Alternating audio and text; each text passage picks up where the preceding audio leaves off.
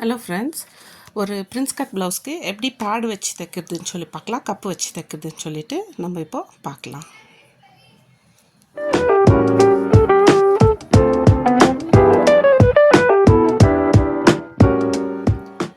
முதலாவது பேடு வச்சு தைக்கிற ப்ளவுஸாக இருந்துச்சுன்னா கண்டிப்பாக 2 லைனிங் தேவைப்படும். அது ப்ளவுஸ் பீஸ் வந்து ரொம்ப டிரான்ஸ்பரண்ட்டாக இருந்தால் அந்த டிரான்ஸ்பரண்ட்டாக இருக்கிற ப்ளவுஸ் பீஸ்க்கு ஒரு லைனிங்கும், அடுத்து பேடு வச்சு தைக்கிறதுனால அது விசிபிளாக இருக்கக்கூடாது இல்லையா, அதனால் இன்னொரு லைனிங்கும் தேவைப்படும். ஃப்ரண்ட் பார்ட்டுக்கு மாத்திரம் 2 லைனிங்கை நம்ம அரேஞ்ச் பண்ணிக்குவோம். ஸோ ஒரு லைனிங் வந்துட்டு நம்ம அந்த துணியோடு வச்சு தைச்சிடுவோம். ஸோ இப்போ பாருங்க, இது இன்னொரு லைனிங் நம்ம பேடு வச்சு எங்கே தைக்க போகிறோமோ அந்த லைனிங்கில் இதுக்கு வந்து கேன்வாஸோட நெக் பீஸ் கூட நம்ம அட்டாச் பண்ணுறோம். எதனாலன்னு சொன்னால் இந்த கேன்வாஸ் நெக் பீஸ் அட்டாச் பண்ணுறதில்ல, கேன்வாஸை வந்துட்டு டைரெக்டாக நம்ம வந்துட்டு அந்த ப்ளவுஸ்லேயே வச்சுட்டு நம்ம தைச்சிரோம். ஆல்ரெடி நீங்கள் இந்த பிக்சரில் பார்க்குற மாதிரி வரைஞ்சிருக்கிறோம் ஆல்ரெடி நெக்கு நம்ம எப்படி நம்ம தைக்க போகிறோன்றது. இந்த எட்ஜில் மாத்திரம் கேன்வாஸை வந்துட்டு லைனிங்கில் தைச்சி முடிச்சிடுறோம். தைச்சி முடிச்சுட்டு இப்போ பாருங்க, மெயின் ஃபேப்ரிக்கோட ஒரு லைனிங் அட்டாச் ஆகி பிரின்ஸ் கட் எப்படி இருக்குதோ அதே போல் அட்டாச்மெண்ட் ரெடி பண்ணி வச்சுருக்குறோம். அடுத்து அது மேலே இப்போ நான் தைச்ச அந்த பீஸை வந்துட்டு அதுக்கு மேலே ரைட் சைட்லேயே ரைட் சைட் ஃபேஸிங்கு கரெக்டாக வச்சுட்டு பின் போட்டுக்குவோம். பின் போட்டு நம்ம என்ன பண்ணுவோன்னா ஒரு தடவை நம்ம செக் பண்ணிக்குவோம். ஏன்னா இது ஃபைனலைஸ் பண்ணுறோம். ஃபைனல் பண்ணுறதுக்கு முன்னாடி இந்த மெஷர்மெண்ட்ஸ் கரெக்டாக இருக்குதா, ஆல்ரெடி நம்ம எல்லாம் செக் பண்ணியிருக்கோம். இங்கே ஒரே ஒரு பார்ட்டு தான் நம்ம செக் பண்ணமா இருக்கோம். அந்த ஒரு பார்ட் எதுனா இந்த நெக் பார்ட்டும் ஷோல்டர் பார்ட்டு கரெக்டாக இருக்குதா பாருங்கள். இப்போ ஆல்ரெடி பின் பண்ணி வச்சுருக்கிறேன். பின் பண்ணி வச்சுட்டு பாருங்கள், அந்த லைனிங்கும் மெயின் ஃபேப்ரிக் லைனிங்கும் அட்டாச் ஆகிருக்குது பாருங்கள். 2 பக்கம் ஈக்குவலாக இருக்குதா அந்த மிடில் பார்ட்லேருந்துன்னு அதை செக் பண்ணிடுறேன். அது கன்ஃபார்ம் ஆன உடனே நம்ம என்ன பண்ணுவோம், இங்கே நீங்கள் பார்க்குற மாதிரியே பாருங்கள், 2த்துக்கும் மெஷர்மெண்ட் ஈக்குவலாக இருக்குதா, shoulder part plus neck part. So இது ரெண்டுமே எக்ஸஸ் எதில் வருது, ஸோ அதை அட்ஜஸ்ட்மெண்ட் பண்ணுறதுனா பண்ணிவிட்டு இப்போ சென்டரில் நான் என்ன பண்ணுவேன், பின் போட்டிருக்கேன். அது ஒரு சைடில் பின் போட்டு வச்சுட்டு எங்கே நான் நெக்கு வரைஞ்சிருக்கணும் அந்த நெக்கு மேலேயே நம்ம என்ன பண்ணுவோம், எப்படி வரைஞ்சி வச்சுருக்குறோமோ அதே ஷேப்பில் நம்ம தைச்சிட்டு வருவோம். பின் போட்டிருக்கிறது அப்படியே தைக்க மெதுவாக அந்த பின்னை நம்ம என்ன பண்ணிடலாம், ரிமூவ் பண்ணி கொஞ்சம் கிழக்கு போட்டு குத்தி வச்சுக்கலாம்.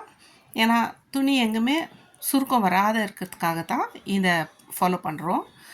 ஸோ நீங்கள் பிக்சரில் பார்க்குற மாதிரி பாருங்கள், பின்ஸ் போட்டிருக்குது. மெதுவாக பின்ஸு நம்மளுக்கு டைரெக்டாக தைக்கிற இடத்துல எங்கே வருதோ ஸோ பின்ஸ் ரிமூவ் பண்ணி பக்கத்தில் போட்டுக்கலாம். இல்லைன்னா தைக்கக்குள்ளவே அதை அட்ஜஸ்ட் பண்ணிவிட்டு நம்ம தைக்கணும். ஏன்னா ஒரு பக்கம் ஷோல்டர் இறங்குற மாதிரியும் ஒரு பக்கம் மேலே இருக்கிற மாதிரி இருக்கக்கூடாது. தைச்சி முடித்தோம் நெக்க. இப்போ பின்ஸ் எல்லாமே எடுத்துடலாம். நம்ம எடுத்துகிட்டு எங்கே தைச்சி முடிச்சிருக்கிறோமோ நீங்கள் பார்க்குவீங்க, அது பாருங்கள் ஈக்குவலாக ஒரு வாட்டி இருக்குதான்னு பார்த்துக்கலாம். நெக்கு கட் பண்ணுறதுக்கு முன்னாடி நம்ம இன்னும் செக் பண்ண வேண்டியது என்னென்னா பாருங்கள், கரெக்டாக இருக்குதா 2 பக்கமே எங்கே சுருக்கம் இல்லாதன்ட்டு. இப்போ நான் என்ன பண்ணுறேன், அந்த வரைஞ்சிருக்கிற நெக் பார்ட்டை கரெக்டாக ஒரு 1/2 சென்டிமீட்டருக்கு விட்டுட்டு அந்த ஷேப் எப்படி இருக்குதோ அந்த ஷேப் மாதிரியே நம்ம கட் பண்ணி அந்த நெக் பீஸை எடுத்துடலாம். ஸோ நெக் பீஸ் எடுத்த பிறகு நம்மளுக்கு கரெக்டான நெக்கு ஷேப்பு வரணும்னு சொன்னால் கச்சா போடணும், நாச்சஸ் போட்டுக்கணும்.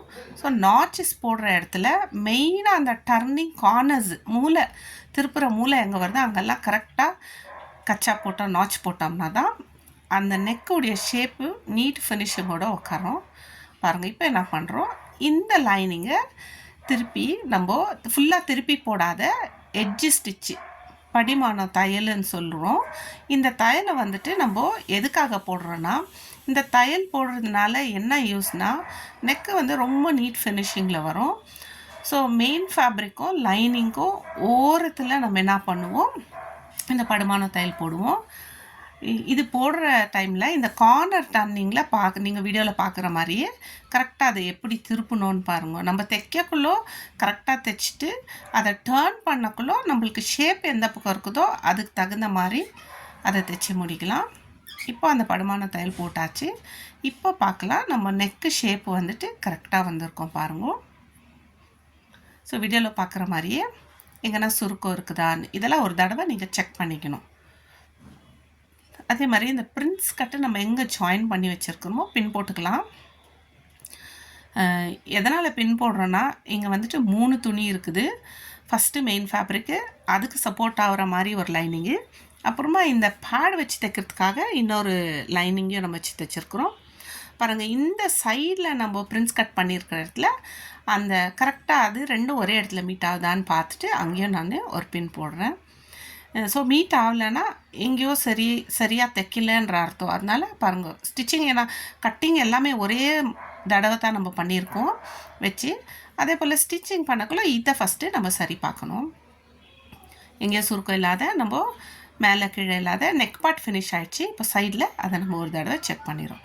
இப்போ வந்துட்டு இது வந்துட்டு பேட் வந்துட்டு 32 size pad, 34 size pad, sorry. So இதை பேடை பாருங்கள் எப்படி மார்க் பண்ணுறேன்னு. ஃபஸ்ட்டு பாதியாக பண்ணி நடுவில் ஒரு கோடு போட்டுக்கிறேன். திரும்பி அதுக்கு ஆப்போசிட்டில் பாதியாக பண்ணி இன்னொரு கோடு.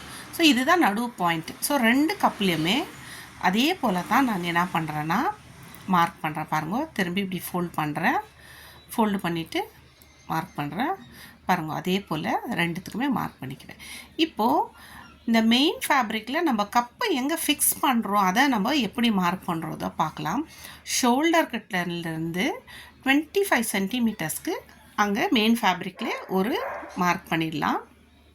இல்லைனா அது பாருங்கள், அந்த மார்க் பண்ணுற இடத்துலேருந்து ஒரு பின்னு குத்தி கரெக்டாக அந்த பின்னு வெளியே வரதில்ல, அந்த இடத்துல மார்க் போட்டுவிடும். ஸோ அடுத்த பகுதியில் கூட பாருங்கள், 25 சென்டிமீட்டருக்கு அந்த இடம். ஸோ அந்த இடத்துக்கு கரெக்டாக ஒரு பின் போடுறேன்.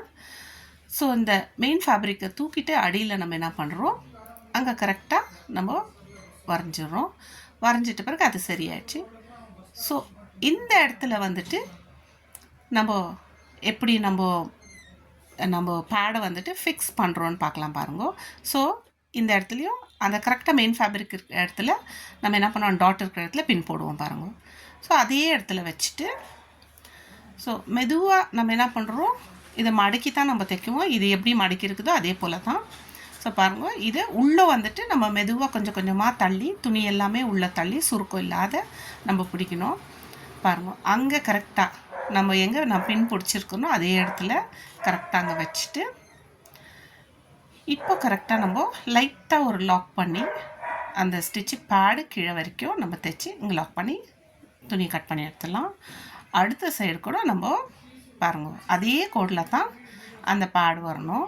அந்த தையல் பாருங்கள், இப்படி ஃபோல்டு பண்ணிட்டா நம்மளுக்கு கரெக்டாக வந்துடும்.